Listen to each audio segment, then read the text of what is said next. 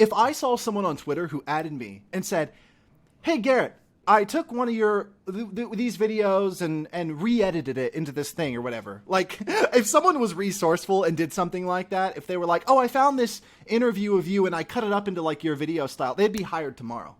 Tomorrow, like that. Disruption. Content creation used to be through centralized orgs or through elite or the privilege, but now everyone can create, and it doesn't matter if you're from Ghana or if you're from Siberia. You're going to be able to create and you're going to be able to self-express, and so it's very interesting because like you are showing passions of curiosity around self-expression, and I think that doing what you're doing is going to improve humanity, especially as you have hundreds of millions of people doing it, because we're going to learn more, because content is data. We're going to learn. It's going to preserve history. It's going to preserve culture. But hopefully we learn more about ourselves and we become much more united.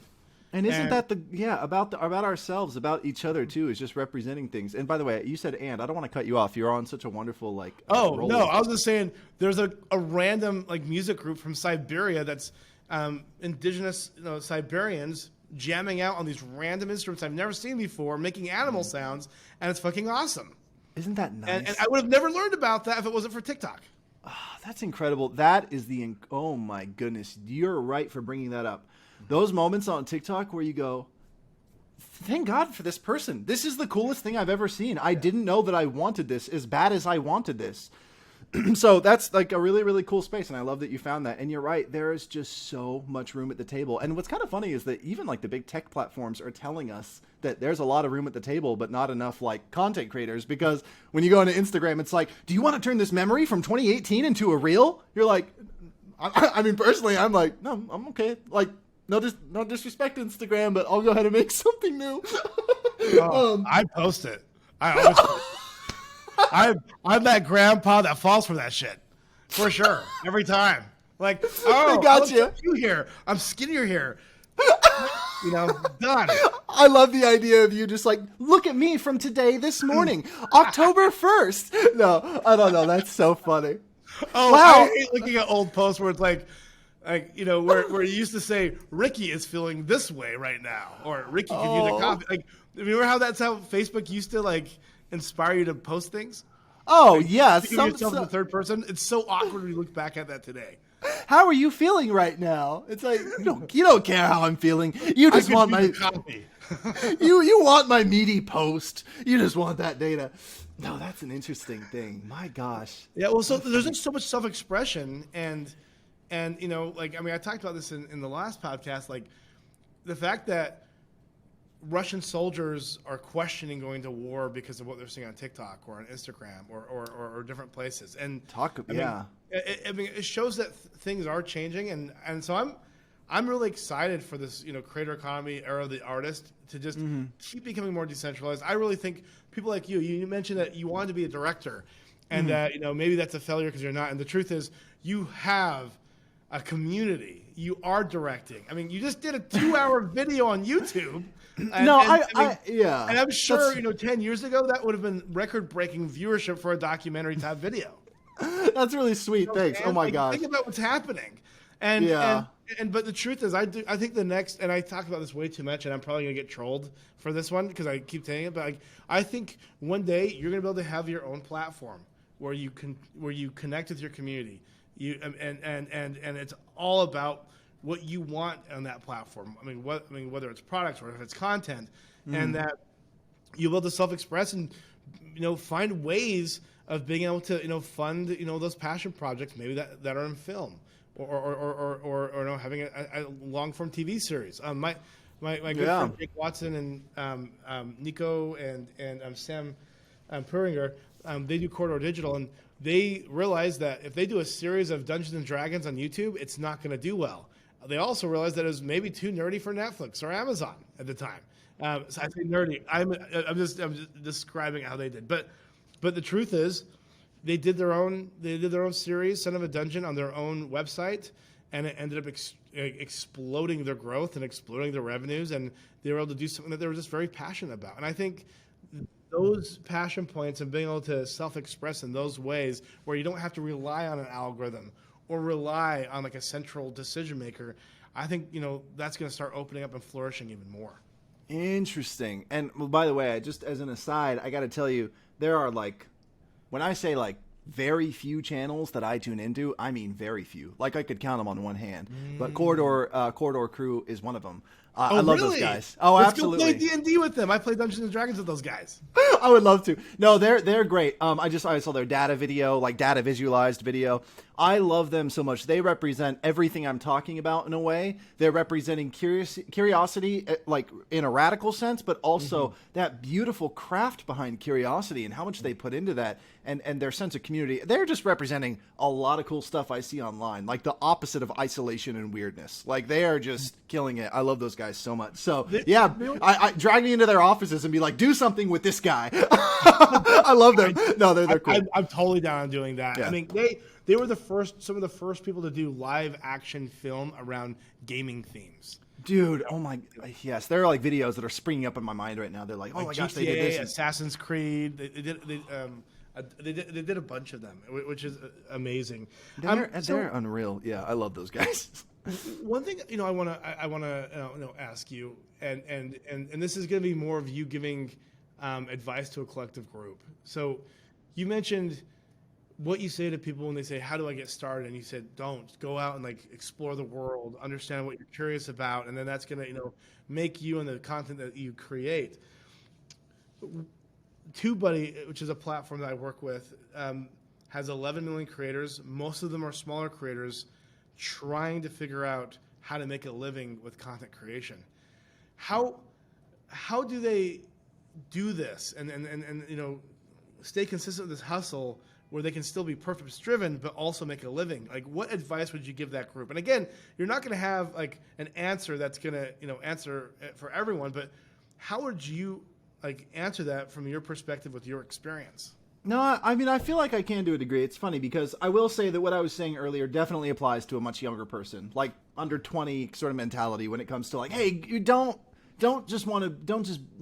can't just want to be what you see all the time. It's okay. Go build your soul power up and then come back, But there are plenty of people who have that soul power that want to offer it. So that's a cool question, and I think it's definitely very, very real because I know it's real because I've been there.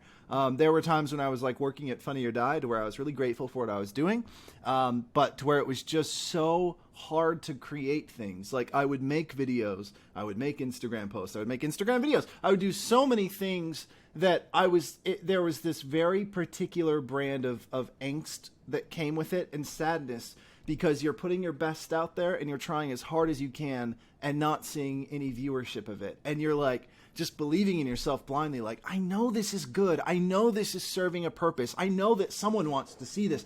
There is an audience for this.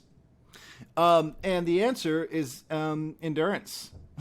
I mean, I know sometimes that's not the pretty answer, right? But everyone wants the pretty answer. Everyone wants to slip into something comfortable, but sometimes you got to slip into some like barbed wire jeans when it comes to making it.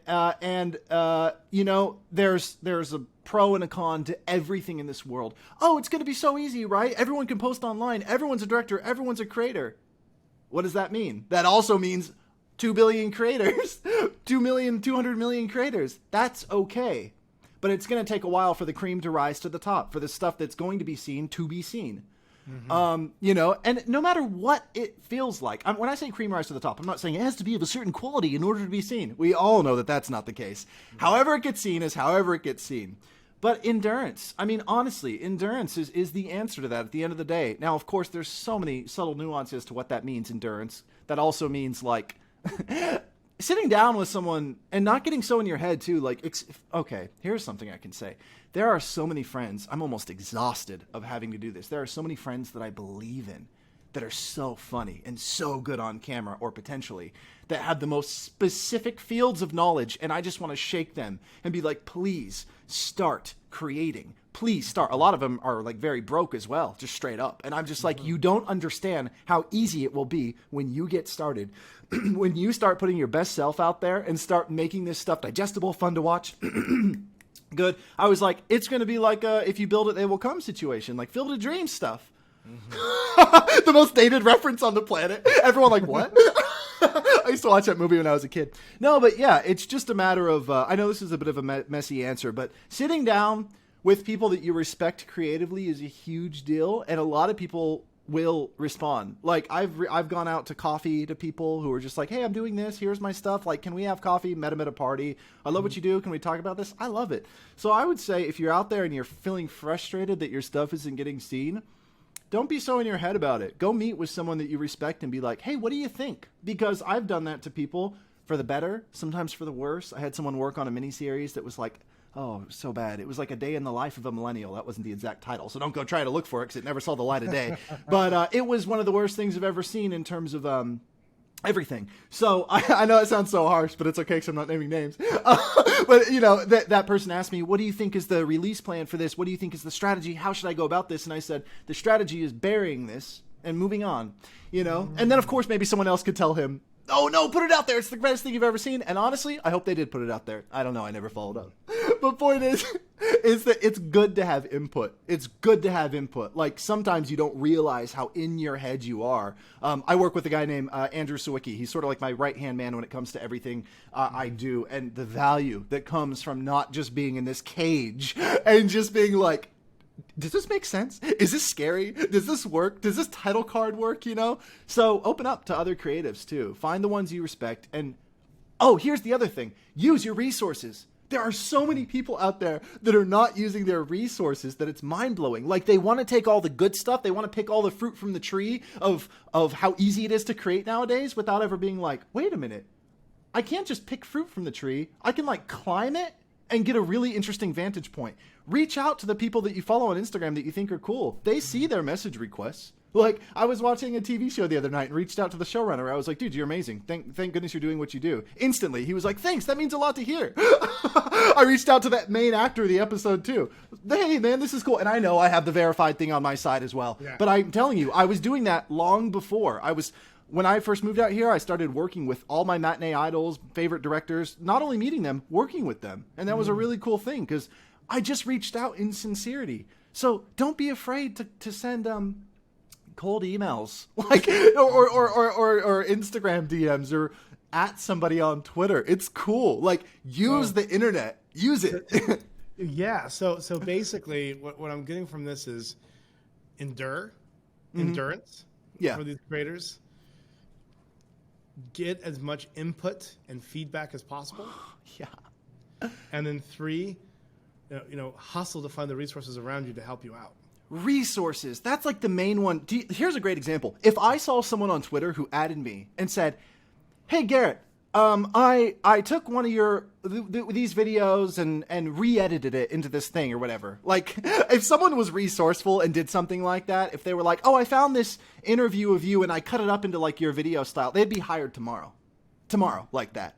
Do you know what I'm saying? Like, no one is out there doing anything like that. Everyone is so just whatever, but there are so many creators and people out there who could be doing incredible things. So I speak till I'm blue in the face to people I believe in of like, have you tried A, B, C, D, E, F, G? Like, they haven't even gotten to Z. I'm like, there are so many things you could be doing in order to put your stuff out there. Like, I'll talk to someone who created a really cool song on their MK3 and done all this thing. It's like, great, how'd you put it out there? Oh, I don't know. I just uploaded it. Where? What are you talking about? Did you go to Reddit? Did you go into the subreddits? Did you go to the forums? Did you go to the music things? Did you send your stuff to idiots? They're like, there's no one actually doing the thing that is in front of them, like right in their hands. Yeah. It's like, use your resources. Yeah. No, but awesome. Some people are, but yeah, I'm just saying there's so many, like, remember, it's the internet, like, sky's the limit, so go hard.